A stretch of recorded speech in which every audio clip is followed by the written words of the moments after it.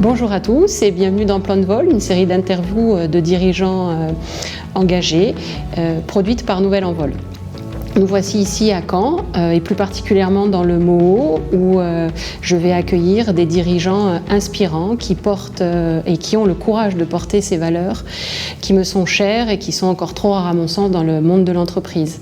Et je vais démarrer cette interview avec Luc Palavidino. Bonjour Luc.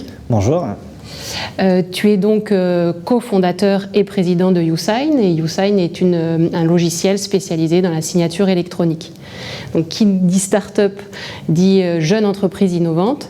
Comment être parti dans ce super défi ? À la base, c'est un projet de fin d'études. Donc on était avec Antoine, mon associé, en école d'ingénieur ensemble à Caen.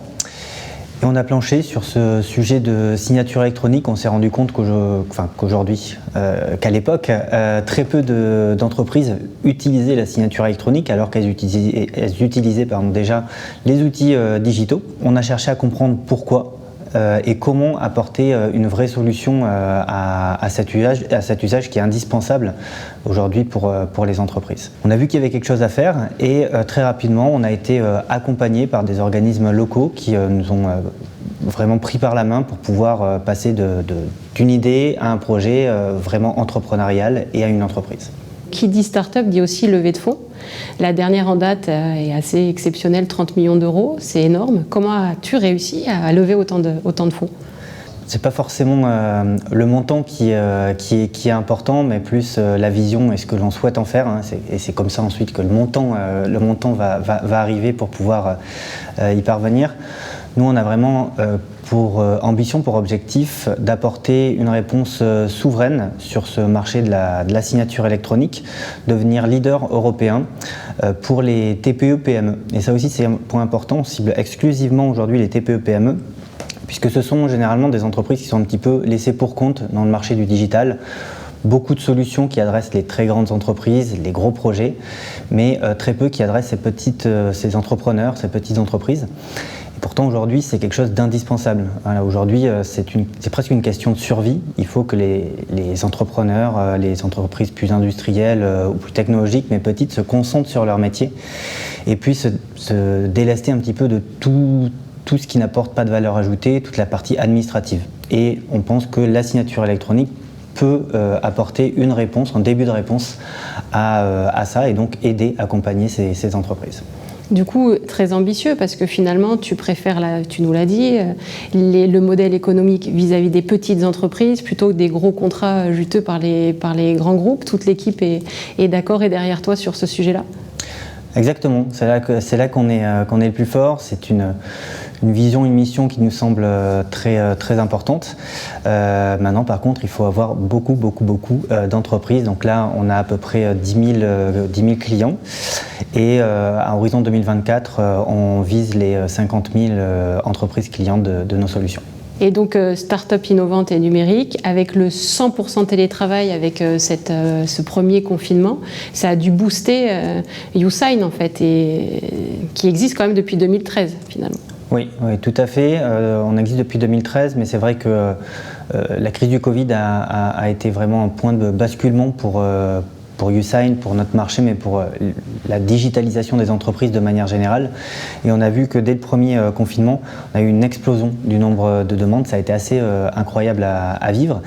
Et avec des demandes en fait, qui sont restées toujours en forte croissance. Voilà, on a eu vraiment ce changement dans les habitudes des entreprises. Oui, puis après, quand on s'habitue à la signature électronique, on ne peut plus s'en passer. Donc, c'est des clients qui te sont fidèles après derrière. Exactement. Mais on a eu le cas, beaucoup d'entreprises qui nous ont contactés en nous disant qu'ils voulaient s'équiper seulement pour le confinement.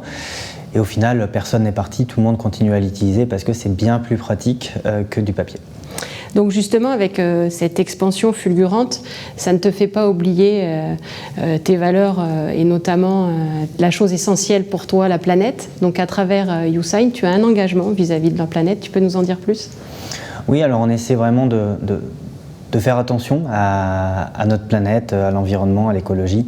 C'est quelque chose qui nous est très important. Donc quelques exemples. Déjà, on essaie de diffuser la bonne parole au sein de l'entreprise, au sein des collaborateurs. C'est quelque chose de très important. On a mis en place des partenariats avec Écoterie, par exemple. Donc, tous les 10 clients, on va planter un arbre. Dernièrement, on vient pour, on va dire, le cadeau début d'année de l'ensemble des collaborateurs, au lieu d'offrir quelque chose de physique et un énième goodies brandé USign. On a offert des actions à Time for the Planet, voilà, collectif, et je vous invite à aller voir ce qu'ils font, c'est très intéressant. Voilà, ce qui nous a permis de faire découvrir à tout le monde, mais également d'investir vraiment dans quelque chose qui a un impact et qui peut avoir un impact très fort et réel au niveau mondial. Et ensuite, notre outil, tout simplement, c'est un outil qui permet de réduire de manière très importante l'utilisation du papier, des transports, des consommables. Donc forcément, ça a un impact immédiat sur la planète. Très bien, donc tu en parlais de l'importance de transmettre des valeurs déjà au sein de ton entreprise. Donc je crois savoir qu'il y a des règles d'or qui sont importantes pour toi à travers USign. Tu peux nous dire les plus importantes ? La plus importante pour nous et pour moi également, la transparence. On essaie d'être transparent sur un maximum de sujets, donc on a une politique de grille de salaire transparente. Tout le monde connaît le salaire de tout le monde et sait également comment évoluer, ce qui nous permet d'avoir vraiment une équité avec tout le monde et d'avoir une politique salariale égale qu'importe le statut des personnes ou la manière dont ils vont se vendre, etc. On va être transparent sur la vision, la stratégie, tout le monde a accès à l'ensemble de nos chiffres, ce que l'on souhaite faire, comment on va le faire. Donc voilà, ça nous permet d'une part d'embarquer tout le monde dans ce projet d'entreprise, dans notre vision et ce que l'on souhaite faire. Ça permet également d'établir un contrat de confiance et un climat de confiance très fort. Et ça aussi, c'est une des valeurs qui est forte au sein de USign et ce qui permet d'avancer le plus sereinement possible. Alors justement, comment réussir à maintenir ces règles d'or qui sont importantes pour toi, alors que tu as une évolution et un management qui doit s'adapter, puisque vous êtes passé de 10, 50, 100, vous évoluez rapidement en termes d'effectifs, donc ça ne doit pas être évident. Tu peux nous expliquer un petit peu ? Effectivement, je confirme que ce n'est pas évident. On double la taille des équipes année après année, on était 130 fin d'année, on va encore doubler cette année. Donc, ce qui fait qu'il faut investir de plus en plus dans la diffusion de ces valeurs, mais ça passe déjà par le recrutement. Tout simplement, on va essayer de recruter des personnes qui partagent réellement nos valeurs. Si c'est faux, ça ne va pas marcher. et on a déjà pu le vérifier. Ça passe par le management également, donc acculturer, former le management pour diffuser les valeurs, diffuser une posture managériale qui va permettre de découler tout au sein de l'entreprise l'ensemble de nos valeurs et la manière dont on veut que l'on échange, que l'on fonctionne au sein de USign. Ça va passer ensuite par des actions, des moments de partage au sein de la boîte. Mais c'est de plus en plus de temps que l'on doit passer forcément pour diffuser ces valeurs et pour les conserver. Mais c'est quelque chose qui est on met un point d'honneur vraiment chez USign à ce qu'on les conserve et qu'elles restent très fortes. Et tu arrives à t'organiser justement pour rester quand même assez proche de tous ces collaborateurs qui arrivent tout le temps et qui puissent voir que toi, en tant que dirigeant, tu transpires ces valeurs-là et tu leur transmets ?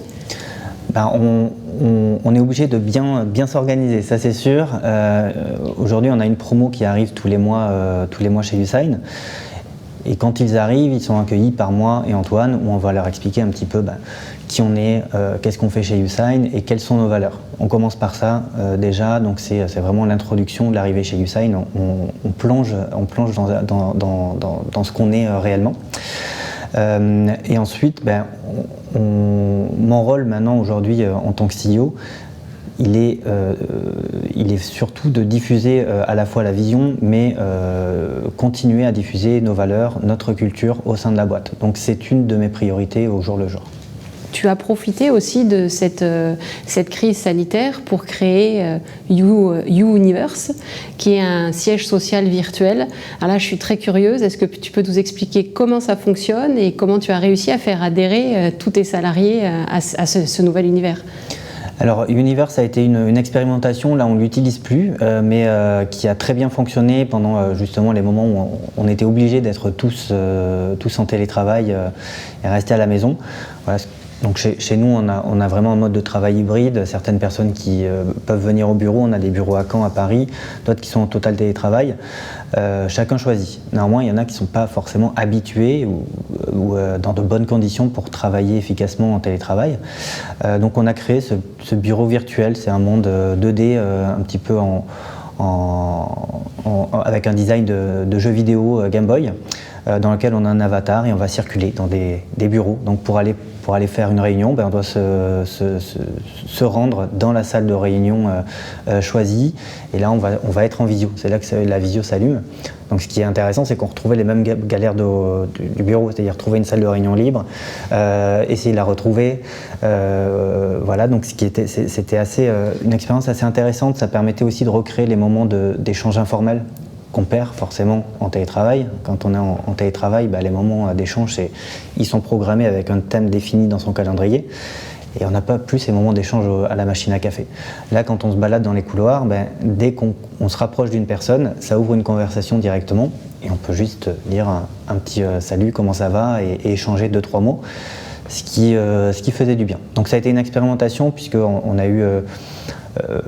ça a été compliqué à maintenir dans un modèle hybride où on avait à la fois des personnes qui étaient dans les bureaux, d'autres qui n'étaient pas dans les bureaux.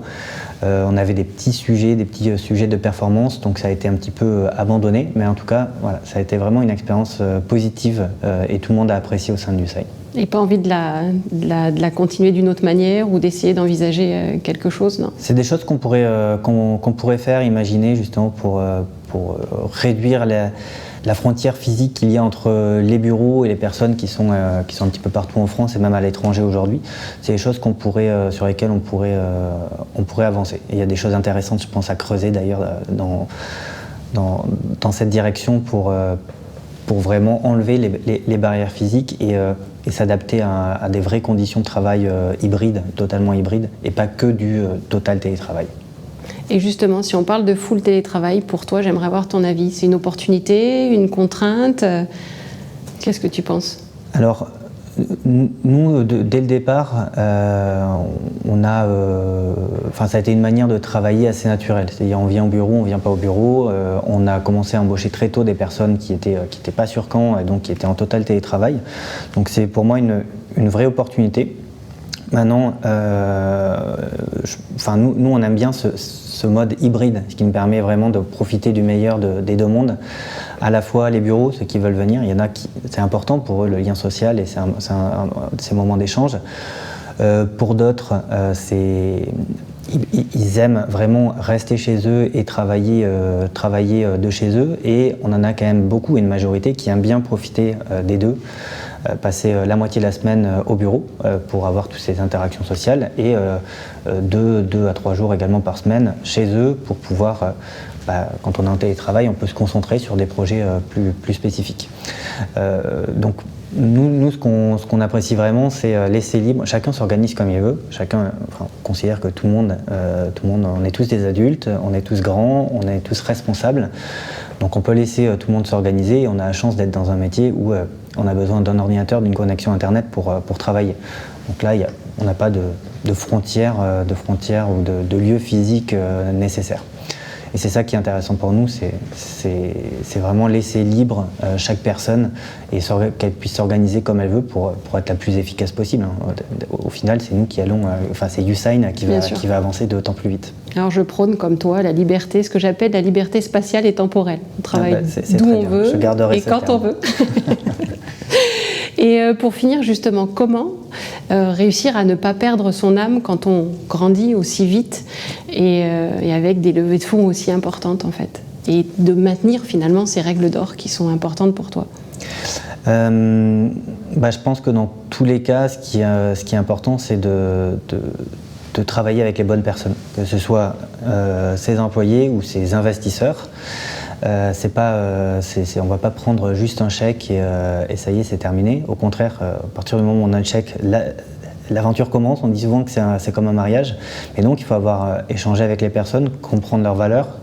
Si on a des valeurs qui ne sont pas alignées, il y a des rapports de force qui vont commencer à se mettre en place et ça c'est pas sain. Donc pour les garder, si on n'a plus les clés de la boîte, on ne va pas pouvoir les garder tout simplement. Donc c'est vraiment, il faut s'associer avec les bonnes personnes. Voilà, il faut aligner les valeurs à tous les niveaux, que ce soit au niveau des employés ou des investisseurs. Mais écoute, merci à toi d'avoir partagé ce moment avec moi et je suis ravie qu'on ait pu échanger sur ta success story. Et tu nous montres que avec cette success story, tu arrives à garder les pieds sur terre et à impulser de belles valeurs au sein de ton entreprise. Donc bravo et merci à toi. Merci beaucoup. Je vous remercie d'avoir regardé cette vidéo et n'hésitez pas à la partager à d'autres entrepreneurs ou futurs entrepreneurs pour qu'eux aussi s'engagent dans des projets impactants. Et je vous dis à très vite pour un nouveau plan de vol.